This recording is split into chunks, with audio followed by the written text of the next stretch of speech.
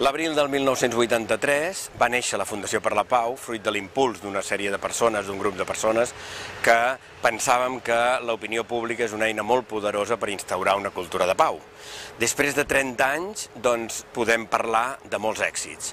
Un èxit a nivell espanyol és que no hi ha conscripció obligatòria, que no hi ha servei militar obligatori. Un altre és que el 2007 vàrem aconseguir una llei del comerç d'armes, i això és important. A nivell internacional, doncs, la prohibició de les mines antipersona, juntament amb el moviment internacional per la pau, i també la prohibició de les bombes de dispersió. I a nivell català, doncs, per exemple, la creació de l'ICIP, que és una vella idea de la Fundació per la Pau, de l'Institut Català Internacional per la Pau i també del Consell Català de Foment de la Pau.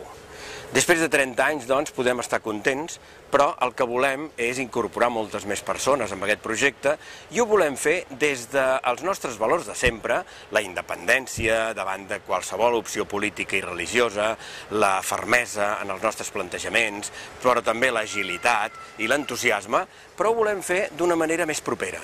I per això volem canviar el nom i fer-lo més àgil, més senzill, més proper, i per això passem de Fundació per la Pau a Fundipau.